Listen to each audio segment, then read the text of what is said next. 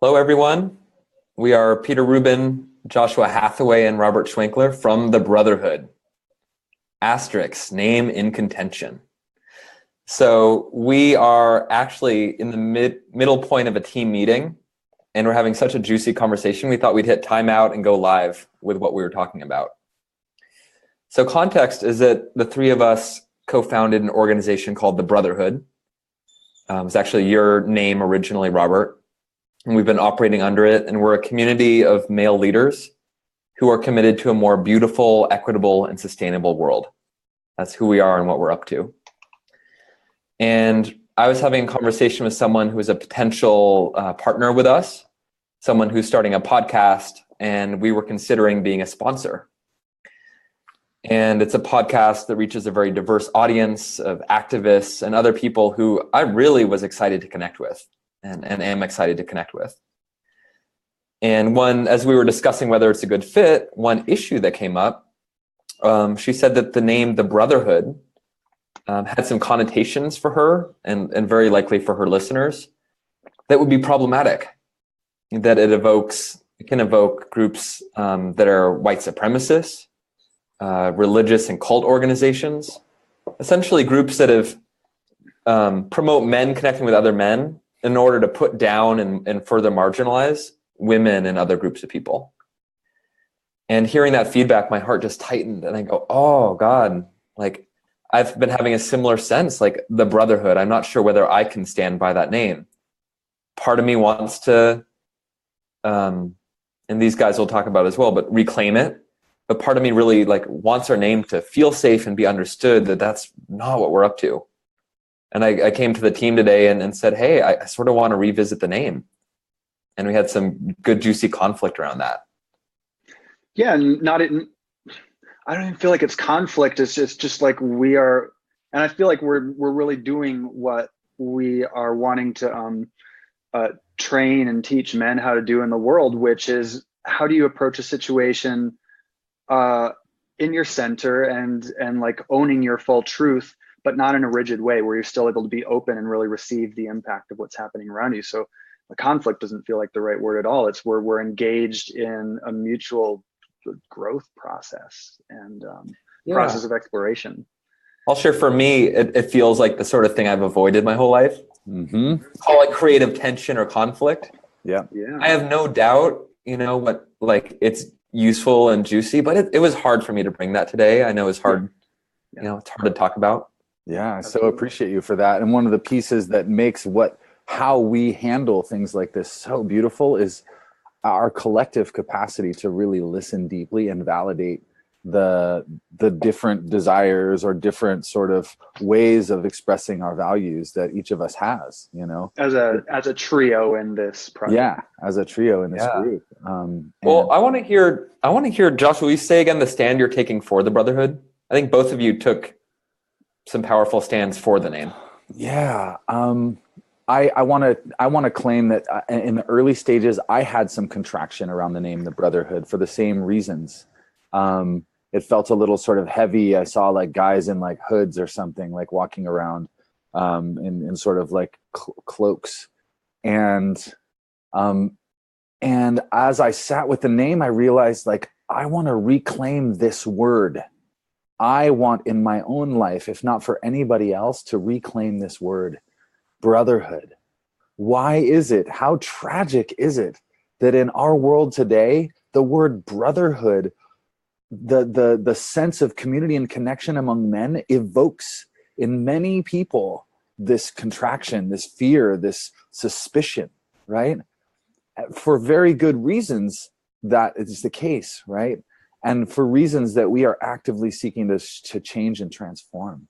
And so I so want to live in a world where when people imagining men gathering together as a group of men, they feel hope, they feel inspiration, they feel a sense of trust that we are here to build a better world for everyone.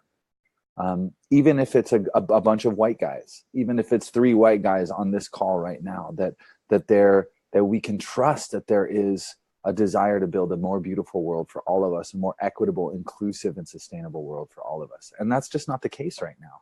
And it will continue to be the case until somebody takes a stand, in my opinion, for this word and for these values in a visible way. Mm-hmm. Yeah. Yeah.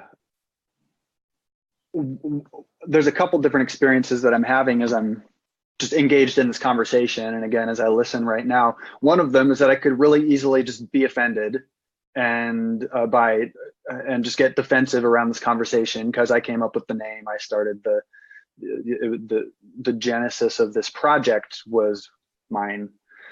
And I'm grateful that I'm not. Grateful that I'm pretty open to just being around all of this stuff. I want to say that I'm open. We were saying this just before we hit the record button. I'm open to the idea of a new name. If there's something that comes through that feels really in alignment, I'm totally open to that. And again, on the piece of reclaiming this word, it brings up a lot of anger to hear that people respond to this word with fear. I want to be like, this can be a really tender place because when I say I'm angry, it can oftentimes mean to somebody else that I'm invalidating their experience or I'm making it not okay for them to be afraid. And that while that may happen and I don't ultimately have control over it, I want to be really clear that my intention is this is what comes up inside of me. So there's anger that people would feel fear around this word. And it's not about the people feeling fear. It's anger that this is a fucking world that we live in that looks at, again, like Joshua was saying, it looks at groups of men getting together and is scared of them. Mm-hmm. And that men have done that and abused that, taken these ways of getting together and forming connection and have used that to not only just rob other people of things that I believe are innately theirs, but actively use these groups to violate other people's experiences of life and other people's values and other people's needs. Yeah. So there's a lot of anger that comes up for me, and underneath of that, there's grief. There's a place where my heart breaks wide open, and I've spent numerous moments crying, breaking down into tears around this. That there's so much pain in the collective of men and masculinity in our world that this is what we're faced with. And yeah. And I'll just say one quick thing, and then open up more space. But there's it's like all this pain comes up around the collective wounding of men and masculinity. And yes, I'm out here in the world. I'm doing stuff. I'm taking action. I'm doing what I see that I'm able to do to change that. And that's derived from my internal guidance. It's derived from me being willing to let my heart break for all of the pain that I experience in myself and in the world out there, so that I'm not forming a mission that's founded upon a foundation of pain and wounding. I clear all that stuff out, and then something truer comes through, and I'm able to be flexible. I'm able to be empathic, and I'm able to take a stand for what I believe in. Yeah. Mm-hmm. I think what comes up for me hearing that is that what we're doing is really putting ourselves at a certain intersection that's really charged at this moment in history, and doing our damnedest to be a force of healing and a force of positive change in there. And yet what we're confronted with is then all the tensions that exist, at that spot. And I know we talked before about meeting people where they are. And I think we all want to do that. But the question is, there's so many people to meet, and they're all in different places. Like, we want to meet men where they are, men who've never heard about activism or social justice, who just want to join a men's group that's cool. And when they hear the Brotherhood, they're like, yeah, cool. We want to be able to meet those men, and have them come in and then, introduce some of our deeper values for equity, for diversity, for inclusion. Mm-hmm. And at the same time, we want to meet, diversity, liberal activists where they are. Right? We want to be able to go on a podcast with people who speak the language of diversity and inclusion and say, please join our community. Like, we really want your voice and your wisdom and expertise. You know, we want this to be a place where different communities are able to come and meet. So the name inherently is going to be a really challenging piece of, marketing. I mean, just words, 2 words, right? But they're like that tip that everything can hinge on. I also want to mention the Brotherhood. I might have as much charge on the word "the" as the word Brotherhood, right? Because there's so many brotherhoods. Who are we to say we're the only one? Should we call it a brotherhood? A brotherhood, maybe. I don't know. And I think we're coming to this with some openness, some stand. We're like, we're reclaiming this. I feel some of that too. I'm not going to put it on you guys. Like, I feel some of that excitement around reclaiming as much as I have some skittishness. Mm-hmm. But we're also coming open and coming curious. And we're about to launch our website, which we're very proud of. And we're also open to feedback. On our contact page, we have an anonymous feedback form. You can either leave your name or not leave your name. So that's how we operate. We just keep putting it out there, and we want to hear from you. Exactly. And I think that the other piece that that got a little charged and triggered for me in this conversation was the way in which these spaces of diversity are wanting to be really inclusive of inclusiveness.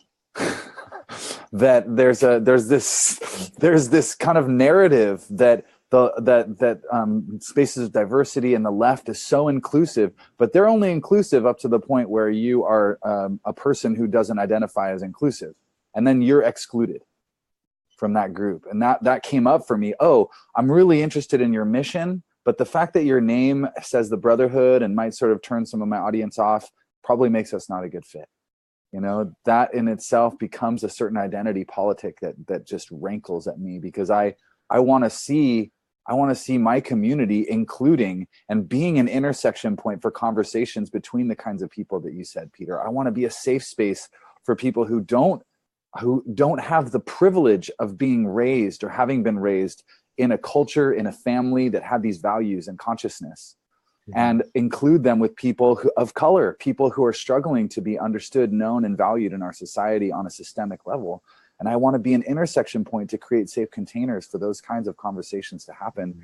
And instead of these like totally divided echo chambers that are just persisting in our social world. So it was a hot topic for me. And I think what comes up for me there is the importance of trust, right? Like, coming from our different organizations and missions and movements, like, collaboration happens when we really trust each other. Yeah. And how do we build that trust? Right? I think one way we're doing it is by putting our mission and values very clearly on our website. Right? We have that in there. And I think there's it's just such a deep question. Like, what can we do to be worthy of that trust? Well, and this here is one of those things. We're revealing ourselves. We're sharing our authentic process. We're not manufacturing something and presenting it to the world as like who we are, and we're letting people into the truth of who we are and what's actually happening. Yeah. So that might be a good place to start wrapping up. Any final thoughts? Yeah, I'd like to hear from anybody who's stuck around and hear people's sort of sense. What comes up for you when you hear the Brotherhood? What are some of the contractions in you? I want to know. I want to understand you. What is some of the hope that gets inspired seeing the three of us? What are some of the judgments that come up around the fact that the three of us are all white talking about diversity? What are some of the, I want to know and understand anybody who's interested enough in this topic to listen, to share with us what are some of these sort of points of contraction and hope and the desire and fear that come up for you around this. Yes. I'm going to jump on that last piece. And just to share, for me, one of the things that's a top priority is for us to have a very connected leadership team, not to be 3 white men leading a team, but to be 3 people in this certain role. I just listened to an amazing interview with Paul Zelizer. Not interview. He was talking about the new advisory board at Awarepreneurs. And the concept is really beautiful. So we're talking about advisory boards and what does it look like to have deep connections with women, with people of color. So diversity is represented in our, in the people we most trust and listen to. So those connections between leadership team, advisory boards, advisors, community. I think that's what we're doing right now, is trying to build those connections. Yes. One of the things, certainly. Yeah. Yeah. Yeah. And because we have our blind spots, we all do. Yeah. And in the spirit of reclaiming brotherhood, of creating safe spaces for men to connect and share what they're passionate about and what is vulnerable, I just want to name that tonight we will be hosting a community call with whoever, any man can join us from 6 to 7 p.m. tonight. We're going to have a discussion. Pacific, right? Pacific. Yeah. We're going to have a discussion around sexual shame and some of the places where we hide, some of the places where we have been sort of most repressed. Because I believe that sexual shame is actually the core of much of the greatest sort of sexual violence that's done in this world. And the more we can unhide ourselves and bring our desires into community and into conversation, the safer the world becomes. So I really hope that you or a man that you love will join us. I'll drop a link into the comments to get people connected to that call. Thank you all so much for tuning in.